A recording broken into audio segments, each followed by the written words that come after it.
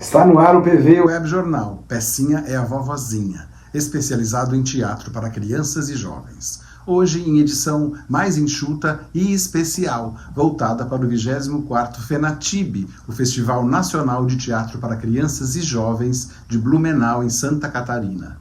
Um festival com 16 atrações das mais variadas regiões do país em sua mostra oficial, e um seminário voltado para educadores da cidade, este ano com o tema O Teatro de Sombras na Escola.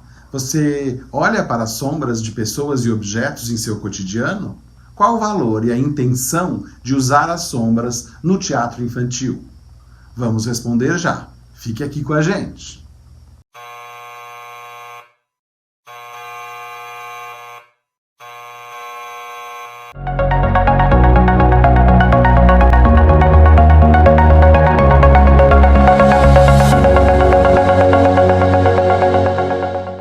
Inclusão de exercícios práticos de teatro de sombras em materiais de apoio pedagógico elaborados para as redes públicas de ensino surpreendeu os artistas que fazem essa modalidade de teatro. Um exemplo é o Caderno do Professor, criado pelo programa São Paulo Faz Escola, do governo estadual paulista, cujo conteúdo unificado tem de ser seguido pelas escolas públicas de todo o estado. Os artistas e pesquisadores dessa linguagem começaram a perceber que os professores passaram a usar o teatro de sombras em suas aulas de educação artística, mas de uma forma primária, limitada e burocrática. Como contribuir para que eles compreendam um pouco mais dessa delicada linguagem? Foi pensando nisso que os realizadores do 24º FENATIB, o Festival Nacional de Teatro para Crianças e Jovens de Blumenau, em Santa Catarina, apostaram nesse tema, o Teatro de Sombras na Escola, como base para o seminário anual que sempre acompanha a mostra de espetáculos do FENATIB. E assim foi, tendo como coordenadora a diretora e idealizadora do festival, Maria Terezinha Raimann, atriz, cenógrafa e mestra em teatro e educação. O seminário durou 3 dias, reunindo na plateia professores e orientadores pedagógicos locais e, ao microfone, 3 grandes autoridades neste assunto. Valmor Nini Beltrame, de Florianópolis, professor da Universidade do Estado de Santa Catarina, a UDESC, doutor em teatro, bonequeiro, diretor teatral e pesquisador. Lucas Rodrigues, de Campinas, diretor, iluminador, técnico audiovisual e diretor artístico da companhia Fios de Sombra. E Alexandre Fávero, de Porto Alegre, encenador, cenógrafo, diretor e fundador da companhia Teatro Lumbra de Animação. 3 sombristas muito bem preparados e apaixonados por seu ofício. Olhem só como o professor Nini Beltrame começou sua fala para os professores. Vejam a força do vídeo que ele escolheu mostrar na abertura de sua fala.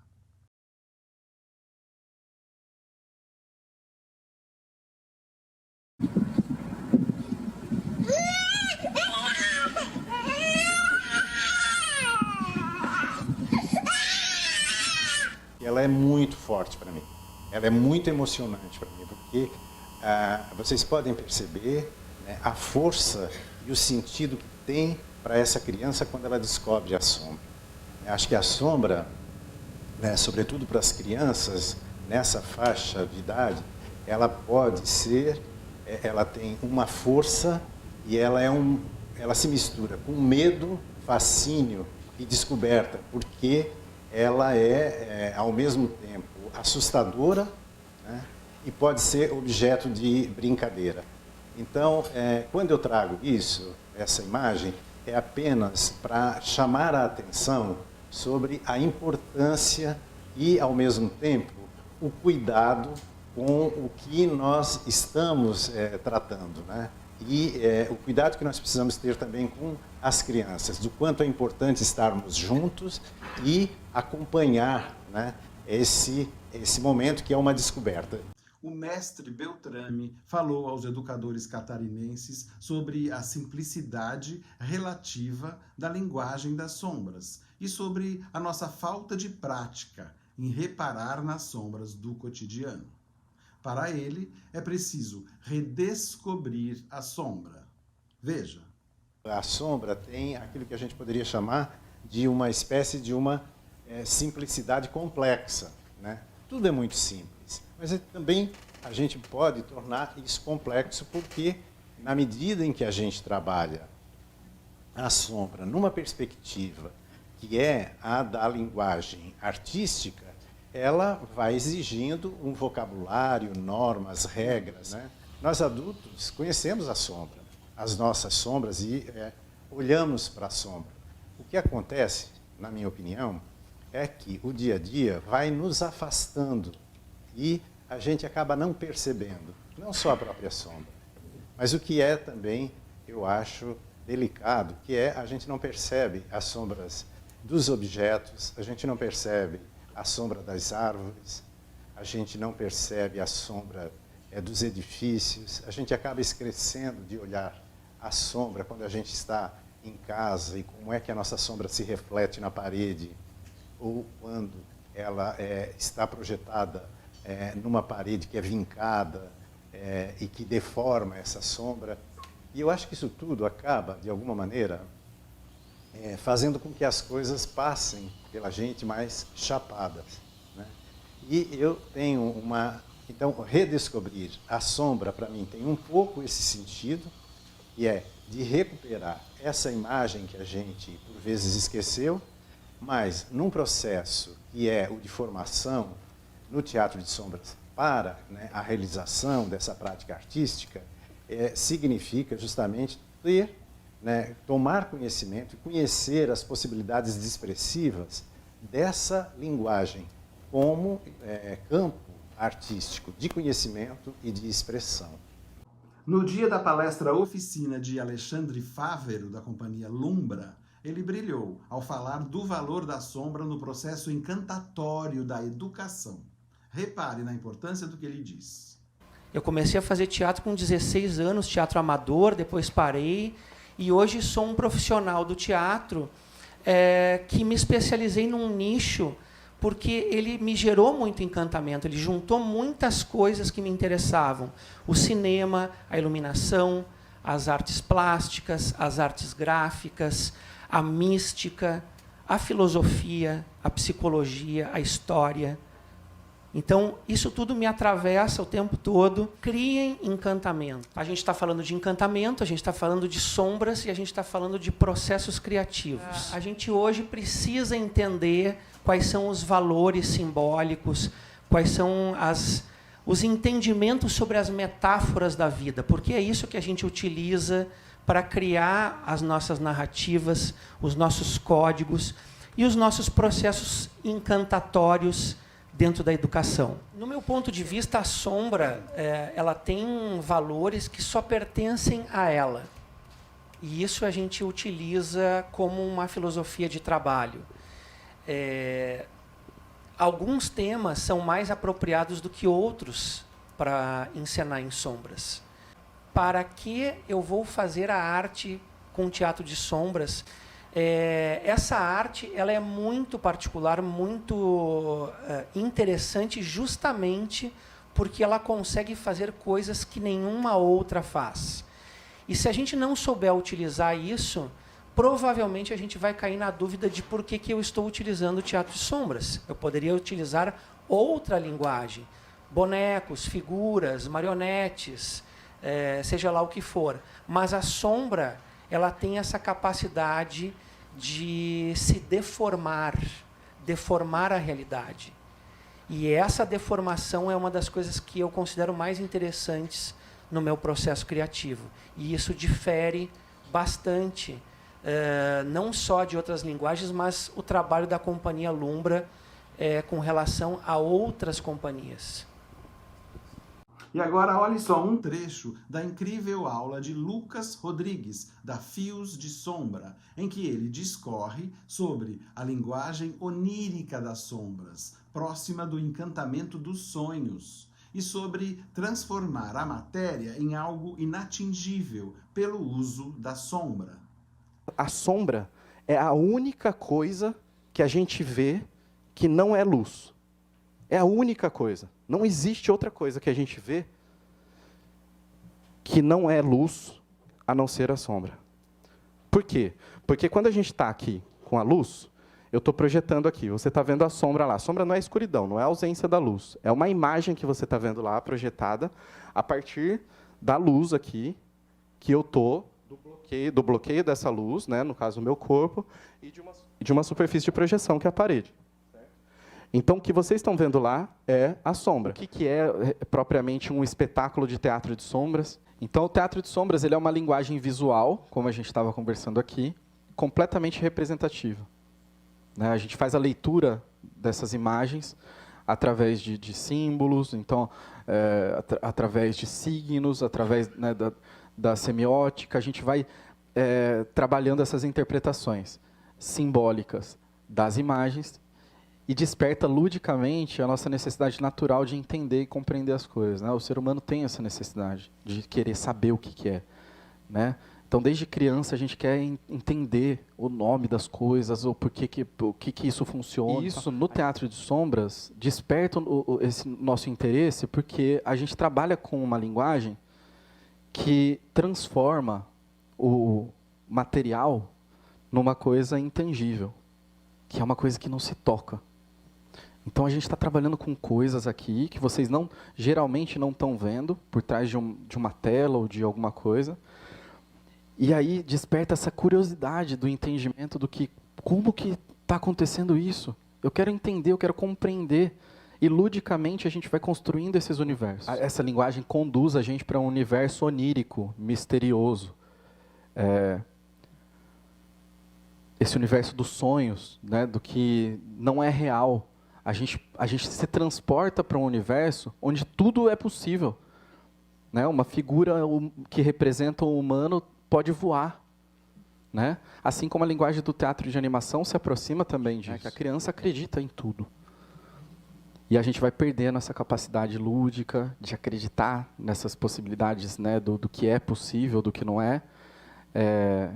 E se tornando cético. Não, isso não é possível, isso não se faz. E a gente vai ficando um pouco dessa casca. Né? Agora, quando você senta para ver um teatro de sombras, por exemplo, você já sabe que a representação é completamente uma representação. Não é um humano. Então, quando você vê, você já está embarcado, e esse acesso a esse universo fantástico que está sendo criado, você já acessou ele. É muito mais, ele já se estabelece essa convenção desde o início. Porque, aquilo que eu falei para vocês, a gente transforma a matéria no intangível, em coisas que não existem. Porque são imagens, não se toca. Né? E, ao mesmo tempo, demonstra essa necessidade na materialidade para a criação. Né? Então, é uma coisa que está ali, a gente vê, mas que também não se cria do nada. Ela se cria a partir de materiais, ela se cria a partir da materialidade. E então, reforça essa curiosidade que eu falei para vocês no início, né? De saber o que está acontecendo por trás para acontecer isso. Fala, nossa, mas como que eles estão fazendo isso? Então, acho que tudo isso acaba trazendo esse encantamento para a gente. Você pode ver na íntegra essas 3 palestras oficinas no canal do YouTube do INARTE, o Instituto de Artes Integradas de Blumenau, realizador do FENATIB. Para facilitar, vou deixar os links na descrição deste vídeo. Quero agora falar um pouco da programação da mostra oficial, da qual participei como debatedor convidado. Há várias formas, claro, de comentar o que eu vi. Escolhi para esse vídeo pensar frases fortes e também encantatórias que eu vi em algumas das 16 peças, nos diversos palcos do festival. A programação foi diversificada e contemplou todas as regiões do país. Parabéns aos curadores Pepe Cedrez, Nini Beltrame e Terezinha Raimann. Para ouvir estas histórias, você tem de imaginar. Noite Forrada, La Luna Companhia de Teatro da cidade catarinense de Canelinha.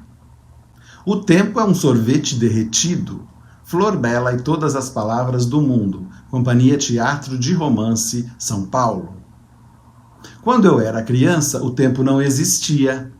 Criançar, Grupo Reminiscências de Joaçaba, Santa Catarina. Vocês deixam eu sentar com vocês na hora do recreio? Frank Frankenstein, do grupo Teatro Sarcáustico de Porto Alegre. Não esqueçam mais a Vó na Prateleira. Felpo, Filva, Cirquinho do Revirado, Criciúma, Santa Catarina. Meu nome não é Pequena. Baleila, Companhia Cobaia Cênica, Rio do Sul. Vovó, eu quero ficar sozinho. Menino Pássaro, Trapiá, Companhia Teatral, Caicó, Rio Grande do Norte. Não é ninguém, não, é só um carteiro.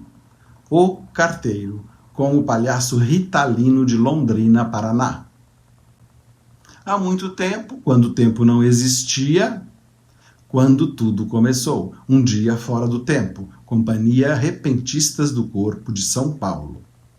Isso tudo aconteceu há muito tempo. A Travessia de Maria e seu irmão João, Companhia Arthur Arnaldo de São Paulo. Sem você, como é que eu cresço? Para onde vão os pássaros? Grupo Sociedade T de Natal, Rio Grande do Norte. Os seus heróis e os nossos heróis são para sempre imortais. A Última Aventura de Gilgamesh. Essa é Companhia Joinville, Santa Catarina.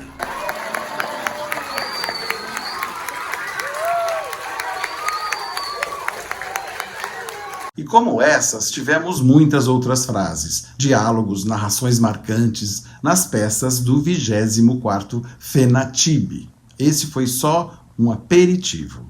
Mais adiante, eu vou fazer um texto mais completo sobre os espetáculos que vi e divulgo o link aqui. E eu tive também o meu dia de palestra, em que falei um pouco sobre meu ofício, minhas impressões, minha trajetória de paixão pelo teatro infanto-juvenil.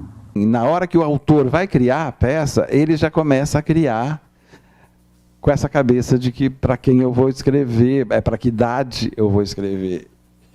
E eu acho que, pelo menos na minha experiência de crítico, as peças que eu mais gosto são aquelas que não tem essa preocupação de que faixa etária vai atingir, porque ela é tão boa que todo mundo gosta.